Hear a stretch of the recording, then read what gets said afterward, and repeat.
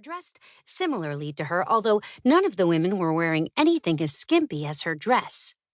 "We apprehended her in the chandelier bar," the guard said, releasing Liv finally. "She punched a fae."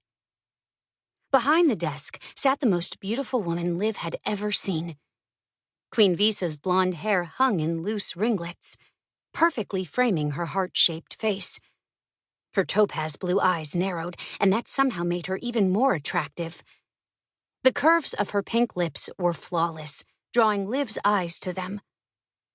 When she stood, Liv could see that she was wearing a solid white blazer fastened at the waist with no shirt underneath, her boobs barely covered. The white pencil skirt was snug, hugging her narrow hips and stopping just short of her upper thighs. Her pink stilettos made a gentle noise as she strode around the desk, a murderous expression on her face. "So this is the woman who is going to kill me," Liv thought. "At least my last sight will be a good one." "You, magician, stroll onto my territory and assault one of mine. You must have a death wish," the queen said, walking around Liv and sizing her up. "I don't get it, though.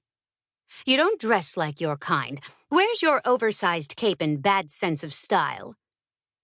"I left it at home. When in Rome," Liv said, her voice only slightly unsteady. At her back, there was a commotion, but Liv didn't dare turn around.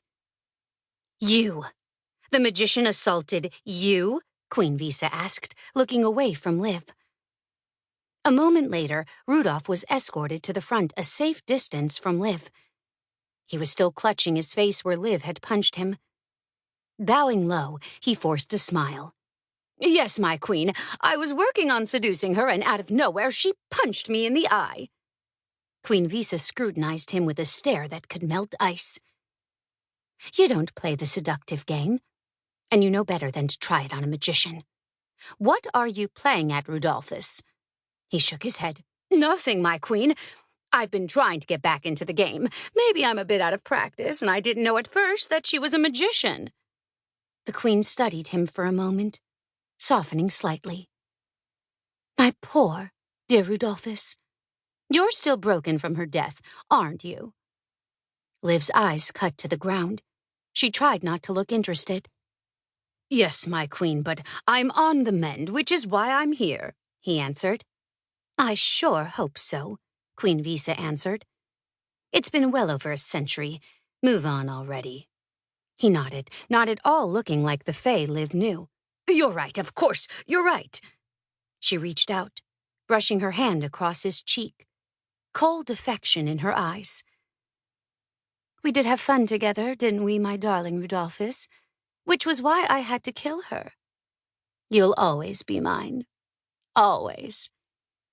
He pressed his hand to the one holding his face and forced a smile. "I realize that now, and I'm extremely honored."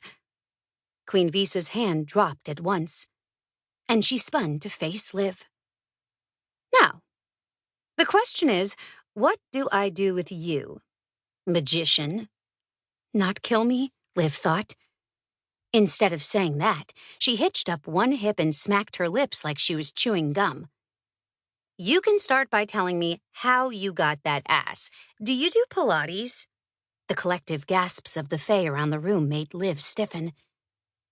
Queen Visa traced her pink fingernail over her perfect lips, regarding Liv with an unreadable look. "You look familiar. Where do I know you from?" "I work at a repair shop in WeHo. Did you bring a blender in last week?" Liv said casually, although her heart was racing.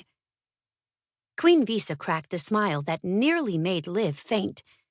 It somehow made the impossibly beautiful woman even prettier. "I like you, magician. What's your name?" "Aren't you going to punish her?" Rudolph complained. "She gave me a black eye." Queen Visa shook her head at him. "You know as well as I do that a few bruises and scars makes you more attractive. You should be thanking Ms. She gave Liv an expectant look. "Liv," she answered. "Now, Liv, why are you in my casino?" "Magicians don't like gambling or drinking or anything fun, really. Just libraries and other boring things," Queen Visa said.